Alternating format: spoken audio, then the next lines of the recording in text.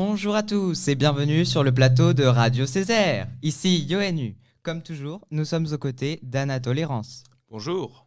Aujourd'hui, nous accueillons Adèle Lexion, avocate. Bonjour. Et Célia Semblé, historienne en droit. Bonjour. Anatole, si je vous dis le 10 décembre 1948, à quoi pensez-vous ? Ah, mais bien sûr, c'est une grande date. Elle correspond à la rédaction de la Déclaration universelle des droits de l'homme. Rédigée après la Seconde Guerre mondiale, elle garantit les droits inaliénables de l'homme, l'égalité pour tous et la paix dans le monde.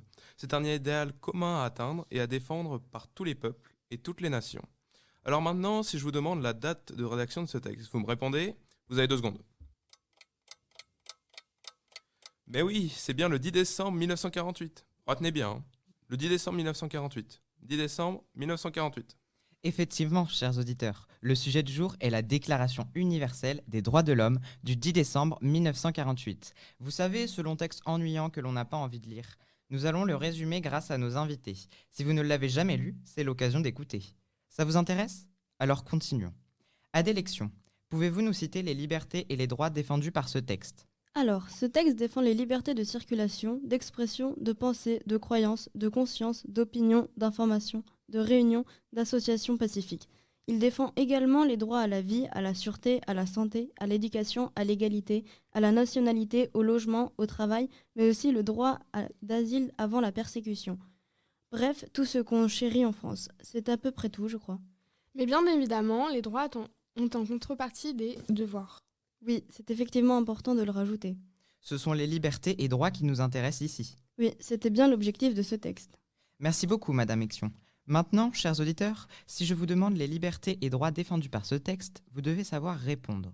Mais il y a une question qui me chiffonne toujours. Pas vous, chers auditeurs ? Célia Semblé, je suis persuadée que vous y avez réponse. Pouvez-vous nous expliquer le contexte de rédaction de cette déclaration ? Bien sûr, elle est écrite 3 ans après la Seconde Guerre mondiale, sous la 4e République. Le monde est toujours sous le choc des dictatures et massacres et a du mal à reprendre une vie normale. L'ONU, créée en 1945, a donc pour but de remettre en place les libertés, égalités et droits perdus pendant la guerre afin de stabiliser et ainsi retrouver la paix. C'est le retour de la démocratie.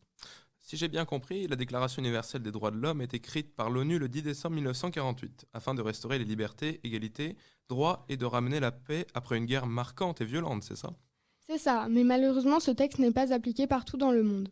En effet, certains pays sont toujours sous l'autorité d'une dictature, comme par exemple en Afghanistan. Il existe toujours des camps de concentration, comme en Corée du Nord. Il existe toujours des endroits où les femmes sont inférieures aux hommes, comme en Arabie Saoudite, où elles ont l'interdiction de conduire, et bien d'autres encore. Il existe toujours des massacres de peuples, comme les Ouïghours en Chine. Il existe toujours des violations de frontières, comme dans l'actuel conflit entre la Russie et l'Ukraine, ou des guerres entre les populations, comme en ce moment au Yémen. C'est donc un texte qui devrait guider nos actes au quotidien partout dans le monde. Tout à fait, ma chère amie. Eh bien, merci à nos invités pour ces explications. Merci à vous, Anatole, pour vos interventions. Merci à vous, chers auditeurs. Bonne fin de journée à tous. Retrouvez-nous demain, même heure, pour un nouveau sujet à explorer. C'était Yoannu, Anna Tolérance, Adèle Lexion et Célia Semblé sur le plateau de Radio Césaire.